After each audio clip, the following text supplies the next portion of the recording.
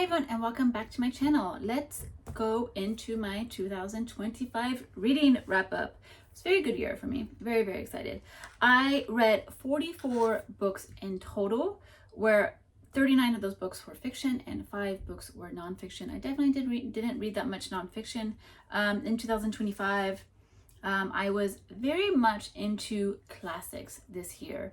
Especially French classics. I read so many French classics. I was just so absorbed in all of the stories that I was reading that I just kind of kept going with that. And even though there are so many amazing nonfiction titles on my TBR that I really would like to read, I was just so hooked on fiction this year. So only 5 nonfiction titles, 39 fiction titles. I DNF'd one book. I DNF'd unfortunately, an Edogawa Prize winner. I know, crazy. I DNF'd this book, サンショウウオの四十九日, 49 Days of a Salamander by Asahina Aki. I just couldn't get into this book. I wasn't really enjoying it. I wasn't really enjoying what the author was saying, what he was doing. His style wasn't really doing it for me. And so, even though it's an Edogawa Prize winner, and that's sort of typically supposed to be my bread and butter, I just couldn't get into this, and this is the only book that I decided, you know what, I'm just not going to read it.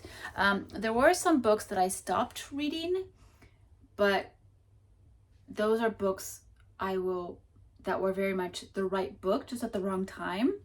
So those aren't DNFs because those will be read at a different time, and I'll just restart from the beginning. So only one DNF book. However, a big surprise this year was I actually read 3 rereads. I never reread books. I like the idea of reading. I love the idea of rereading books. It makes total sense why you would reread a book. I mean, how many times do I rewatch the same movies over and over again? Like, reading a book once doesn't mean you memorize everything about it. You're always going to get something else when you reread a book. Also, rereading a book over the years, like, your opinions change. You grow as an individual, so it's always worth rereading. But I definitely suffer from the curse that I feel that I don't read fast enough or enough to be able to validate the idea of rereading, because there's so much good stuff out there that I want to explore, I want to discover, I want to read new. It doesn't mean newly published books, but it just means like books that I have not read yet. I want to read them. And so I always find it hard to justify rereading a book. But I ended up rereading 2 Zola books because I had already read a few Zola books when I decided to read the cycle in its entirety, and in chronological order. When I first started reading Zola back in the day, I didn't even know the cycle was a thing, so I was just picking books at random. And then once I learned about the cycle, once I learned there was a recommended chronological order, I was like, all right, I want to do that instead. And so I finally hit the marker where I was rereading books that I'd already read. But I can say I loved rereading them, and that although I actually remembered the books really well as I was reading them, and even though I had pretty much the exact same appreciation of the books as I had initially, like nothing really changed, just the fact of being able to see the chronological progression of the characters was really, really fun, and being able to just be like, oh yeah, that character is from this and this and this, and now I recognize, and also just understanding the purpose of the cycle as a whole really made the rereading experience much more valuable. Another book that I reread was La Reine Margot by Alessandro Dumas.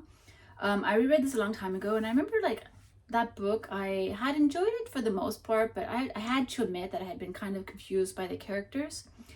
And then I discovered over the summer, I believe, that this is actually the part of a trilogy. This is the first book of a trilogy, and I didn't know that. So I ended up buying books 2 and 3, and I decided to reread book 1 so that I could read the entire series as a whole. So I will probably be reading books 2 and 3 in 2026, so you can look forward to that. But there was definitely a lot of value in rereading this. I still had the same amount of confusion, but I have to be honest, I always get confused when it comes to French royalty or even just European royalty in general. All the kings having the same name. There are 4 Henrys in this book, 4 separate Henrys in this book. And being able to understand who is who definitely took me a while. I had to do some research on Wikipedia to understand what was going on in the timeline. What should I be looking out for? And again, I still had a bit of the same reaction as I had the initial time when I first read it, but I think it did go a lot better this time around. And even though it's still not my favorite, I still enjoyed it, and I definitely am looking forward to books 2 and 3, hoping that I don't get confused, because when it comes to court books, I just get so, I'm just not very good at putting things together. But yeah, so I reread 3 books, which was a very fun experience, and like it really makes me want to reread more books. I know Lonesome Dove I would love to reread. I mean, Lonesome Dove was one of those books when I finished that book, I immediately wanted to go back to the first page and reread it again. Like, that's how much I love that book. And so I would love to reread it again, but it's just, there's just so many good books, right? All right.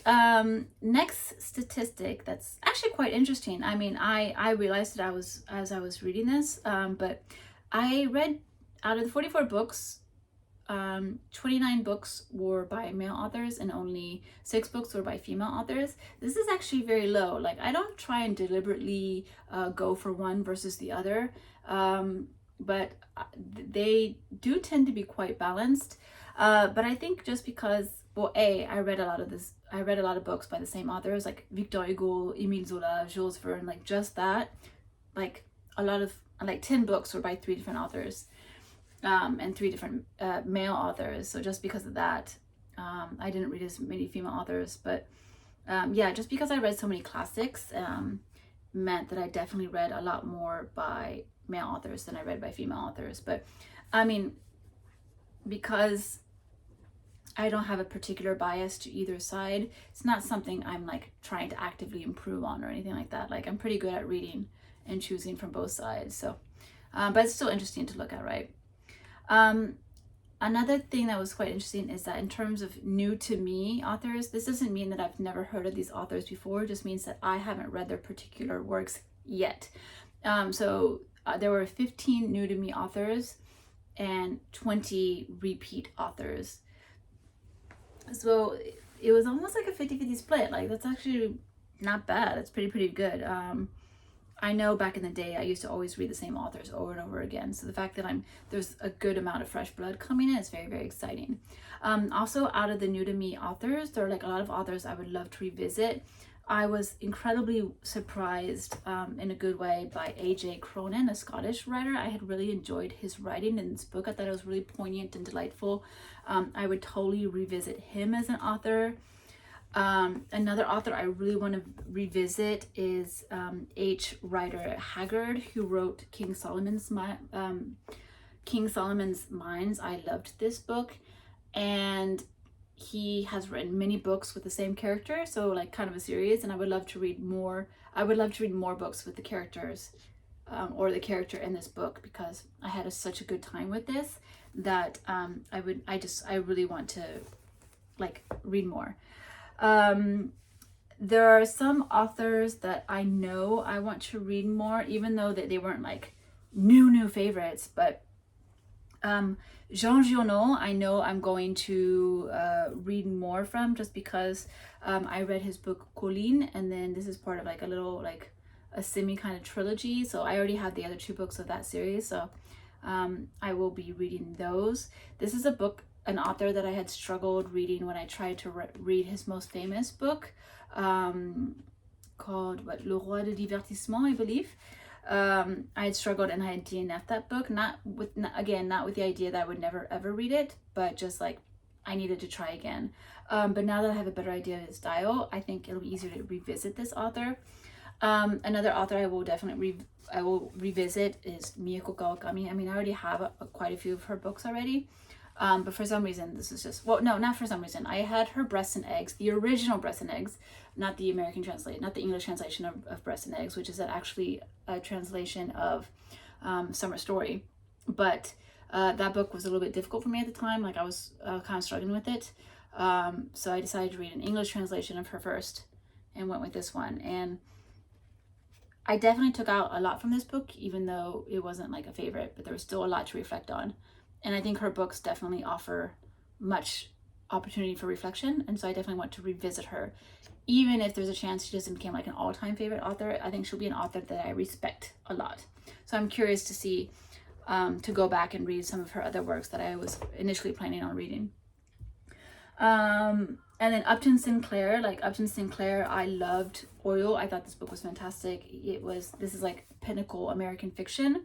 And so reading The Jungle is definitely something that I would like to do. I don't own it yet, because I mean, I've owned this book since 2009. So it took me a long time to read this book. And because I had this on my TBR for so long, I never made the effort to collect more of his books. So I was like, well, if I haven't read this one yet, why would I read any of his other books? But now I'm ready to like pull the trigger and say, all right, I think I'm going to read The Jungle next. When I have the opportunity to buy that book, I think I will take it.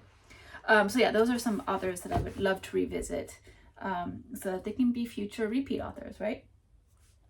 Okay, for countries I read about from the fiction side, I don't have that much variety. The two big players are always the same. I read the most from France. I read 19 books from France. That was huge. Like I said, I went hard into classic French fiction. All of the Zola books, the Victor Hugo books that I read, the Jules Verne books I read a lot of plays. Like I just went full on French classics this year, and I had a great time. Japan was the second country that led with 10 books. Japan, I will always read books from Japan. I don't actually read as much as I always expect to read. Like 10 books. Actually, it's strange enough, like 10 books. I don't even know where those came from. I didn't feel like I read that much Japanese this year. So I'm always surprised when like the number is higher. Like even look at my pile right now. Like, what did I read from a Japanese author? Like, do I really have that much? But apparently I have 10 works worth. But I feel like that number should be more like 20 or 30, right? Like I should be reading more. Like technically, I'm known for my Japanese reading, but I feel like I don't read as much as like other people do these days. It feels kind of hypocritical of me of saying like I love Japanese fiction when like it feels like I never read any. But yeah, the next country that I read from is 4 books from the USA. That's actually a shockingly low number. I thought I read more than that, but I mean that's like Oil. Upton Sinclair's Oil, that includes Philip K. Dick, 1 book by him, and then some nonfiction, like the 2 nonfiction, one about like Black Americans and systematic racism, and then the other one about the Native Americans being, eliminated little by little. So yeah, I didn't read that much. I actually would like to read more US-based fiction and nonfiction in 2026. It is my home country, and the thing is, like USA, I mean, you wouldn't know it these days because these days it's chaos, but it does actually have a rich culture, and it has excellent fiction and excellent nonfiction, and like those books need to be explored, and I do. So I do want to read a lot more books from the USA in 2026. But other countries I read from: Belgium, England, Italy, South Korea, and Scotland. So, I mean, there isn't that much diversity in my book. Some people think I read quite diversely. I don't think I read that diversely. Not as diversely as people might think. But yeah, 1, 2, 3, 4, 5, 6, 7, 8 different countries. Yeah, it's all right. I probably could be better. In terms of nonfiction, I only read 5 nonfiction titles, but I read a book about Burma. I had 2 books about United States. I had 1 book about China, and then 1 book about Russia. So those are the countries that I learned a little bit about this year. So the total pages that I read in the year is 14,709 pages. I definitely don't read as much as other, big named booktubers, that's for sure. Apparently I read about 40.3 pages per day, which is actually, but for me, that's actually a really high page count. For this past year, I've read more like pages, like the books were definitely longer and thicker than previous years. You can tell that because the average page length of the books that I read was 334 pages, which doesn't really change. That's always kind of the same. But my median, right? When you calculate by median, it's very different than average. By median, it's 257.5 pages, which if you just look at 2024, which was at 210 pages, that's a huge difference, right? So the books I was reading this year are definitely a lot longer, a lot thicker, because that was the mood I was in. But yeah, 40.3 pages, so 40 pages a day, like that sounds quite respectable. That sounds definitely up there, because I like during the week I read every day during the week. weekends I read less unless I'm on a train, because I don't really read it when I'm at home, but during the weekdays I read quite a bit. But my reading can be like 1 page a day or like 100 pages a day. So while I read consistently every day, my page range is very different every single day. So I'm not consistent there. So that the average for the average to become 40 pages a day for the whole year, I think that's actually really great. Like, I'm very happy with that statistic. That's really, really fantastic. All right, the shortest book that I read was a short little novella called 17 by Kensaburo Oe. This was 93 pages long. And the longest book that I read at 1,182 pages was Le Roman de la Cité Interdite, the novel about the Forbidden City by Asada Jiro, which was really, really fun. Like, I was definitely very much taken in by this book. It was nice and thick, loved it, easy to turn, feels good in your hands, super floppy, very fun. This was a really, really fun book to read. All right. The language that I read in for my books, I ended up reading 17 books in English. I read 25 books in French, and I read 1.5 books in Japanese. Because I read one full book in Japanese called Kurai Tokoro de Machiawase by Otsuichi, but then because I DNF'd the other book, it didn't end up being a full book. I definitely did not read enough in Japanese this past year. That's a huge problem. I need to be reading more in Japanese. Like, it's ridiculous that I didn't read that much in Japanise. That needs to be fixed in 2026. In terms of publication dates, it seems like I fell within the 2000 to 2025 range, or the 1850 to 1900 range. Those were my primary like 50-year-old like snippets, chunks maybe is the word I'm looking for. But I read one book that was pre-1800. I read 5 books between 1800 and 1850. I read 10 books between 1850 and 1900. 6 books between 1900 and 1950. That's usually a year, unless I'm reading World War II books, which I don't read as much as I used to. That's kind of a time period that I don't read quite a lot from. So having 6 books from the time period is actually quite a bit for me. I read 9 books between 1950 and 2000, and then 13 books from 2000 to 2025. Those are typically nonfiction works and Japanese contemporary books that fall within that time period. While like pre-1900 is like all the French classics. By publication date, the oldest book that I read was from 1673. That was the play Le Malade Imaginaire, The Imaginary Patient, might be the English title for this, by the French classic author Molière. I'm definitely, I've been into French plays recently, and I've been catching up on all the French plays. Although I didn't read that much this year, I ended up only reading 3 plays. I need to fix that in 2026 if I'm going to keep, going through this phase of mine. The newest book that I read or DNF'd was the Japanese book from 2024. This was the Edogawa Prize winner. And again, I didn't really enjoy this, so I DNF'd it. So unfortunate, but that is the book that was technically the most recent. Okay. Now, a very important aspect of reading, I think for a lot of people, is to read from a big aspect of reading is purchasing books, right? But we have a tendency to accumulate books and faster than we can read them. So a very important part of reading is actually reading from the books you actually own, right? And not always just accumulating. So I did pretty well this year. I didn't buy that many books, but more importantly, I read some pretty old books. So I read 9 books that I acquired in 2025, which is excellent. That means I bought some books and then I immediately read them, right? So I read 9 books from 2025. That's excellent.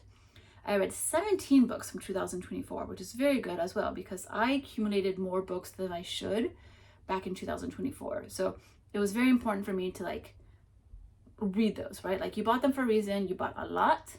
you felt the need to buy a lot, so let's actually read those. So I read 17 books from 2024, not published in 2024, that I purchased in 2024, and that's good.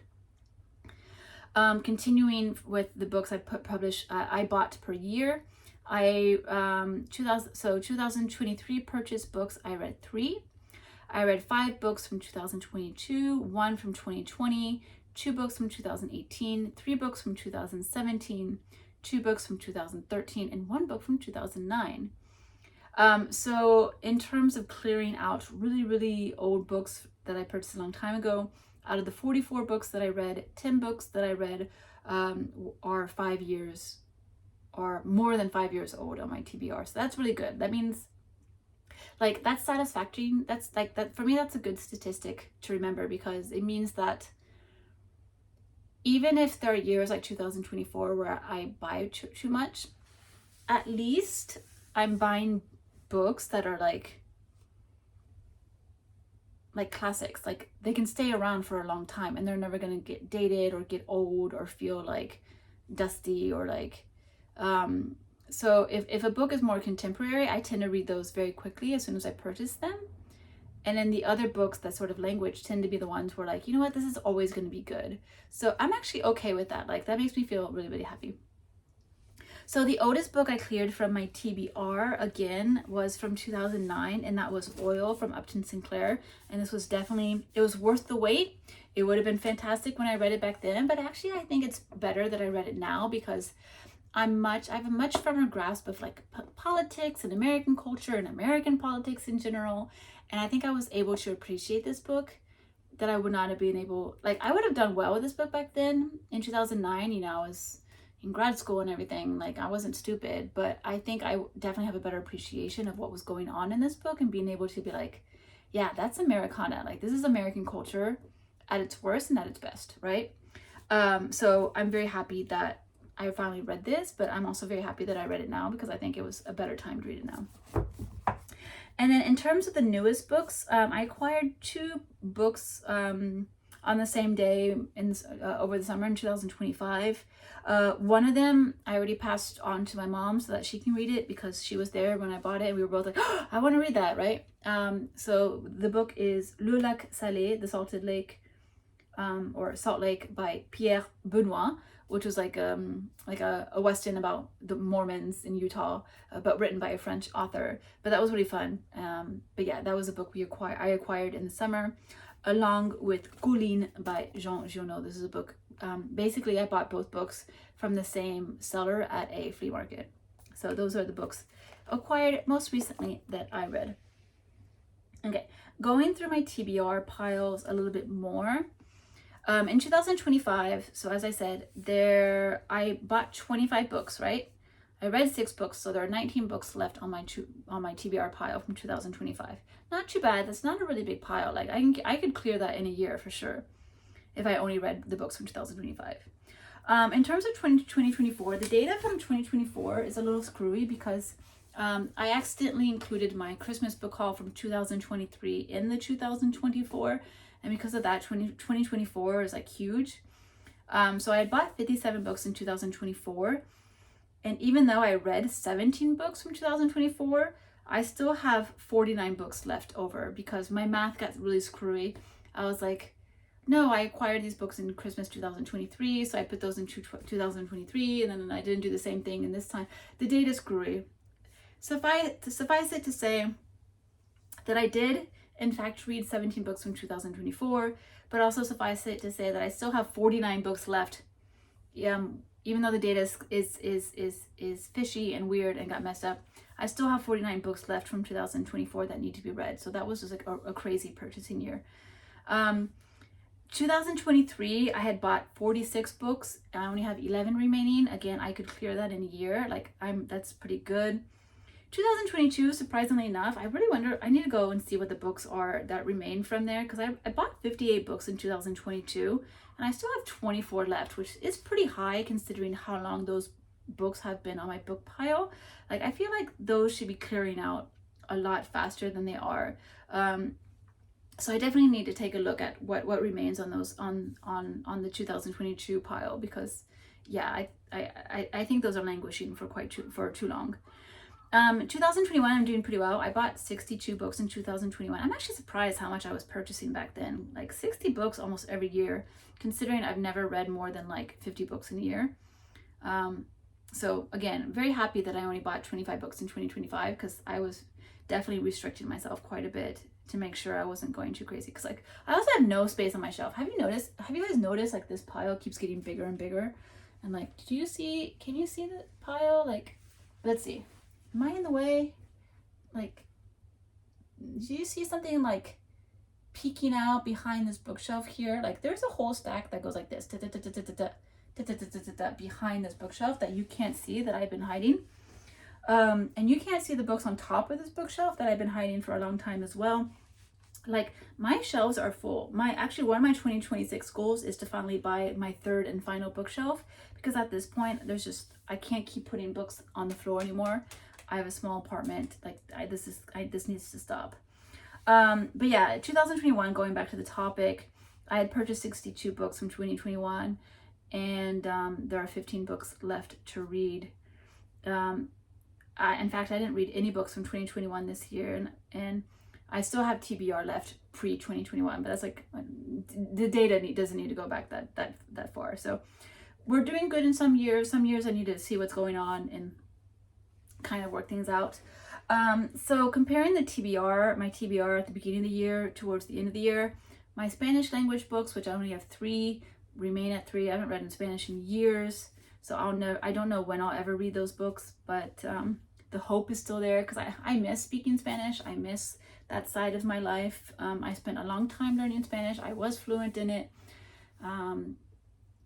but just living in Japan, right? You know, your priorities shift, they change. Like I can't focus on everything at the same time. It's just too hard. Japanese books, I started at 34. I'm at 33 because I only read that one book. And then I acquired 2, but whatever. I don't need to repeat everything. I started off with 110 books in French. I am at 96. That was a good clear out. I'm very happy about that. English, I went from 66 to 59. So in terms of total books, I went from 213 books on my physical TBR to 191. So I'm below the 200 mark right now, and I'd like to stay that way. Can I reach 150 this year? That'd be fantastic. If I purchase books, probably not. It'll be more like 160, 170 mark. But if I could drop that significantly this year, I'll be really, really happy. All right, let's do some fun stuff. We're done with the hard crunching numbers. So this year I read 5 Zola books, right, in the Hugo cycle. So I wanted to rank these. I ended up enjoying La Conquete de Plassans the most. So this one was my favorite, followed by Au Bonheur des Dames, right? So this was second favorite. I thought the next strongest book was La Faute de l'Abbé Mouret, The Sin of l'Abbé Mouret. I thought this was really good. After that, I would put Le Reve, so The Dream, as the next book. And then the final book was Pot-Bouille. Pot-Bouille is it's actually like it's a very strong book. It's an incredibly strong book. Like it's very well done. Just me personally, subjective. The hypocrisy of all the characters was really tiring, and it was frustrating. Especially like comparing to my own private life, just like people just being so morally like, I am better than you, and yet I'm doing everything against everything I say that you have to do, and yet also they're still succeeding in life. It just pisses me off so much that I just couldn't get over the hypocrisy. So that's why it's in, even though it's such a good book, it's so well done, it's like at the bottom, right? But yeah, so La Conquête de Plassans, Au Bonheur des Dames, La Faute de l'Abbé Mouret, Le Reve, and Pot-Bouille are what I would rank the 5 Zola books that I read this year. I'm so glad I'm going through this cycle in chronological order. It's been such a good journey. All right, best cover for nonfiction is The Color of Law by Richard Rothstein, A Forgotten History of How Our Government Segregated America. It's the best cover for nonfiction just because this was a huge like cover, like it was okay. It was a semi-cover buy. Basically, when I bought this at the annual summer book sale, and the cover was so striking that I noticed it from afar. So right? So that means the cover is very strong, right? And then I realized I recognized this book. I had seen this book being praised on someone's booktube channel. I could not say who it is, but they had praised the book, and I was like, oh yeah, that's the book that I remember being praised really highly. So I bought it. But initially, like, the cover was so striking that I think even without the praise of that booktuber, I would have bought this, and it would have been a strong, like, cover buy. So like, the reason I love this cover is, if you can see all the color in here, it's basically a map in the town of US, and it's being segregated. You can see the segregation that's being done. I think at this point it was like segregating in terms of schools. It was trying to put school districts for the whites and the blacks in different areas, and it was doing zoning based off of that. And so I just think the use of colors and the font, and I just think the fine line detailing was so good in this book. So this was a huge it became a huge influence in me purchasing the book, on top of the opinion that I had already seen online. So best cover for that. I have two best covers for fiction. Le Lac Salé, that's the one I gave my mom, so I can't show it to you. But I mean, that book, when I first saw it at the book sale, was just like cover. Like, I loved the cover. Like, it's so simple. It's just two people on the wild frontier on horses, and there's like a wagon behind them with other horses. Like, they're separating out from the line of wagons. And one of the characters is a priest, and one of them is a woman. But that cover, it just felt like I could feel like the Western vibes, right? I could feel like Americana kind of vibes from it, and that's why I loved it. But I gave it to my mom because she wanted to read it. But the best cover, and the whole reason I bought this book originally, I'm losing so much light right now. I really need to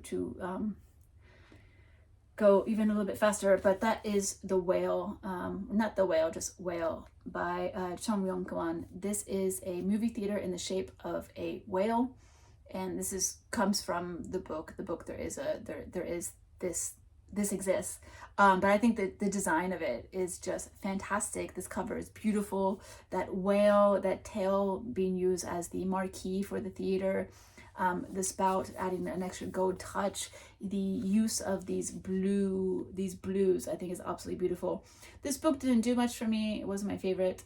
Other people will appreciate this. I think I do think it's still a good book. It's just, for me personally, not my favorite. But that cover is just undeniably beautiful. That cover is so good. Does it say who? Do I have even enough light to be able to read who the illustrator is or the cover design is? Let's try and find out. Art direction by Emmanuel Radnisco. Cover design and illustration by Ginevra Rapisardi. Yeah, beautiful, absolutely beautiful. Love that cover. Okay. All right, let's get into my favorite book. My favorite book of 2025 was King Solomon's Ride by H. Rider Haggard.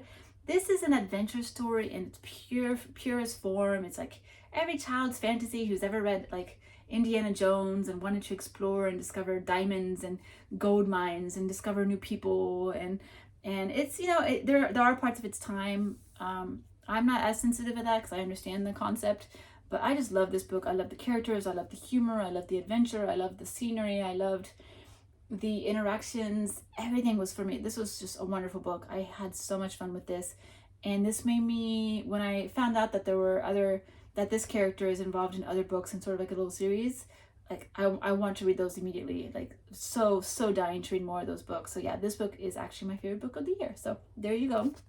I mean, I'd already spoiled this in other videos, so I think everyone pretty much knew, but yeah. A surprise read of the year, my biggest surprise, I think, was this, Le Jardinier Espagnol by A.J. Cronin, by the Spanish Gardener by A.J. Cronin. This is the French translation of the original English. This is a book I picked up out of serendipity. It was in a used bookstore here in Japan. I knew nothing about it, but I figured, like, no one is going to buy this. Like, what's the likelihood of another French person coming in and buying this? I mean, that bookstore, like, that branch didn't break down, it shut down. So, like, seriously, what were the odds of someone else buying this? So I wanted to, like, save it from the dusty shelves and bought it for 50 cents. And it turned out to be a quaint, beautifully written story about this young boy and the gardener at his father's home, and just the idea of father-son relationships and other relationships and jealousy and it was actually just beautiful. Like I actually really enjoyed this. It's a very surprise read, because this is like, I knew nothing about this. I don't know the author. I've never heard of this. I've never seen this. Anything about it. It was just pure serendipity, and I actually really enjoyed this. So that was my surprise read for 2025. The most disappointing read, I have to say, might think it's the DNF book, but I don't have, it's not like I had previous expectations. Like, yeah, it's an Akutagawa Prize winner, but like nothing says that just because it's an Akutagawa Prize winner, I'm gonna love it. There's a higher likelihood of me liking it, but it's not a guarantee. So while some people might think that's a disappointing read for me, it's not. The disappointing read for me was The Rainbow by D.H. Lawrence. This is a book in its whole that I actually still managed to appreciate, but I think it was way too long for what it is. I think it could have been a super powerful, like extraordinary 200-page book. It would have been amazing, but it does drag on a lot to 460 pages. And this was disappointing because I had really enjoyed D.H. Lawrence's Lady Chatterley's Lover. Like I had really was struck by that book. I thought it was so well done. And so when I read this, I'm like, oh, it's dragging. Oh, it's dragging. It's dragging. And like The Rainbow, even the when the book has that, when there's the book, every book has a part where like you're like, oh, that's where the title comes from, right? I still don't understand what the rainbow means. Like even the paragraph that says this is what the rainbow means, I still didn't get it. So there are aspects of this book that I think are really gorgeous, but I just wish this was 200 pages long and not 440.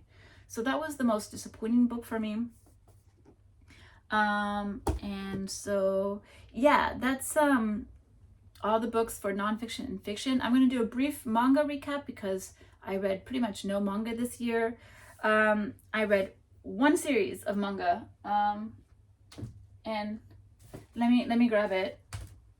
I didn't even prepare it for this video because I totally forgot. Like, oh yeah, I need to do that. So let's just grab volume 1. Perfect. Okay. So I read the entirety of the B Blues soccer manga series, volumes 1 through 49. I actually purchased this year. I have other soccer manga on my TBR, but I was like, that's not what I want to read right away. I want to read something else. And so I bought this and immediately read it, which is fantastic.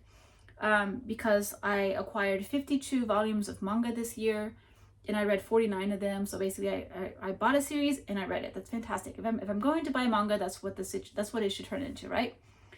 But this is the only thing I read in 2025. I just, like I said, I was so into the French classics, like really long books with beautiful plot and beautiful language, and like just so immersed with, like, some of them had like, commentary on social commentary and social issues, and some of them were just pure adventure and just fun and just like a good time, but like so well written that that's what I was immersed in. So I didn't read much manga. Like I said, I barely read any Japanese this year. I will try and fix that in 2026. But yeah, so this is all I read in manga, volumes 1 through 49. So out of the 52 books manga that I acquired in 2025, only 3 remain. So my manga TBR at the beginning of the year was 487. Manga TBR at the end of the year is 492. And I'm running out of battery. I'm running out of light. I'm running out of battery on my phone. But yeah, manga TBR at the end of the year is 492. I'm still under the 500 range, but like it should be a lot lower. Like I need to hit like 400 soon, please. So there we go. Good timing because yeah, again, out of battery, out of light. It is 4:43 p.m. in Japan, and it's going to be nighttime very soon. So anyway, thank you so much for joining me in the year 2025. I gained a lot of new subscribers, especially after that train video. That did really well. But it makes sense. Like we're always curious about like, oh, what are they reading? Like it's fun, we like to snoop around. It's a good time. But yeah, I just in general I had a good reading year, and I don't have goals, so I can't tell you what goals I accomplished because I don't have reading goals. But at least for 2026, like I said, read more in Japanese, continue reading as I'm reading. I really want to read more. I'm obsessed with reading these days. It's all I think about. I would like to just I want to read more, not because I want to accomplish some sort of like numerical goal or anything like that, but like I am 40 and time just goes quicker and quicker, and you realize there's not as much time left as you think there is. I mean, obviously there's a lot of time left, but at the same time there's not. Like, you know, time just moves strangely as you get older, and I just feel like, you know, there's so much I haven't read yet that I want to read, and that's all I can think about. Like, no, I want to read more. I need to read this. I haven't read this. Like, when am I going to read this? Like, yeah, so that's just my mood right now. So 2026, I want to read more in Japanese. I want to continue reading the French plays. I want to continue reading all my French classics. I want to read the other classics. I have so much Japanese fiction that I haven't even touched that I need to read. I have all this nonfiction, like all these social histories, these history books that I need to go over. Like, all of it is a goal. Everything, like, the world is my oyster, and while politically everything is going poorly, at least I can be in my, well, not in my room, because I don't read in my room, but at least I can be on a train. I can be at work. I can be at a table and sit and like join these worlds and go back into that world of beauty and good writing and like people who have like logical sense, who have a brain and know how to use it, you know? So that's my spiel, my ending spiel for my 2025. Thank you again so much for commenting on all my videos, for being there, the ones who come and then leave and then come back and then leave forever or stay forever. Like, everyone's appreciated. Like, that's the really great part of being able to do booktube. So again, thank you so much, and I will see you for all my 2026 videos. Okay, bye.